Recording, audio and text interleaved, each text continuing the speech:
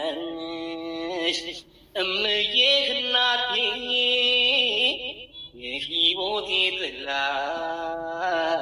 የዘጠኝ ወር ቤቴ ክፉሽን አልስማማ እስከ ዕለተ ሞቴ። የሩታ እናት እሳት ለብሰው እሳት ጎርሰው በድጋሜ ዝምታቸውን ሰብረዋል።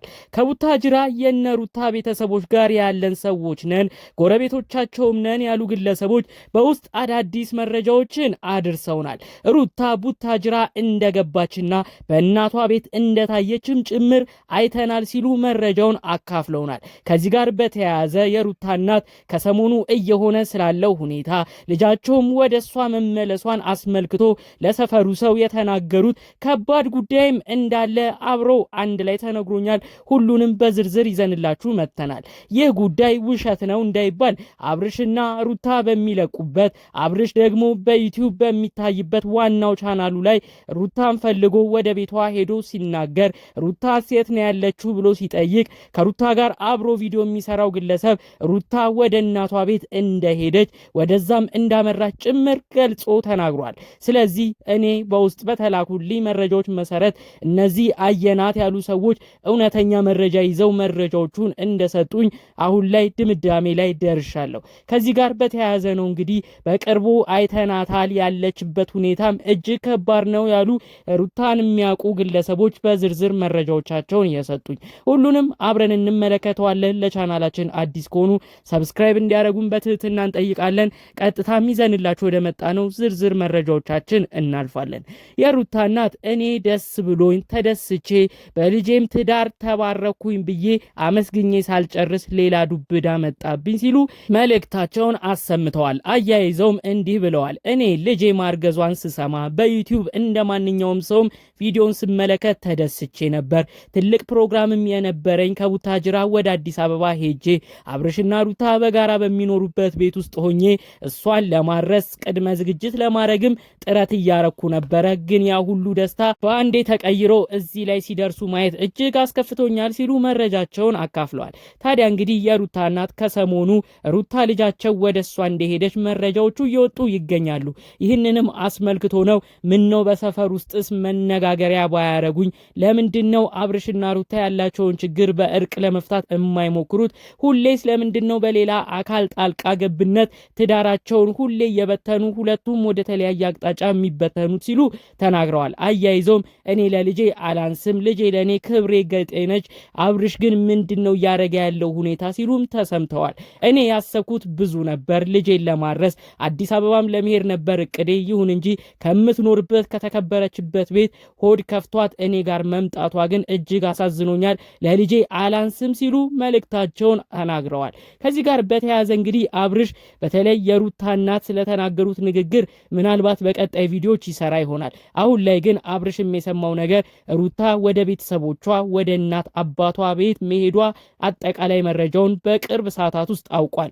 ምናልባት ይህን ዜና ከሰማ በኋላ ሩታን ለማግኘት ወደ ቡታጅራ ያቀና ይሆን ወይ የሚለውን አብረን የምንመለከተው ጉዳይ ይሆናል። ጋሽዬ ስለ ልጃቸው አብርሽ በተመለከተ እኔም ልጄን እምወደው ነው እማከብረው ልጄ ነው፣ እኔም አክባሪ ነው፣ ጥሩም ጸባይ ያለው ከልጆቼም አብዝቼ የምወደው ልጄ ነው። አሁን ግን እየገባበት ያለው ሁኔታ ምን እንደሆነም አይገባኝም፣ በተለያዩ አጣብቂኝ ውስጥ እየተፈተነብኝ ነው ሲሉ ስለ ልጃቸው ጠቅለል አድርገው ተናግረዋል። ከ3 ከ4 ወር በፊት አብርሽና ሩታ ያው በመካከላቸው ክፍተት በነበረበት ሰዓት ጋሽዬ ከሚኖሩበት ቡታጅራ ወደ አዲስ አበባ ድረስ በመጓዝ በቤታቸውም በመገኘት የአብርሽንም የሩታንም የቅርብ ሰዎች ወዳጆችም ሰብስበው ከእንግዲህ እንዳይጣሉ አድርገው ሸምግለው ሲያስታርቁ ተመልክተን ነበር። አሁን እንግዲህ ታዲያ ያ ሁሉ ነገር ካለፈ በኋላ ተስማምተው መኖር ከጀመሩ በኋላ ደግሞ ሌላ እጅግ ከባድ አነጋጋሪ የሆነ ነገር ደግሞ ተሰምቷል።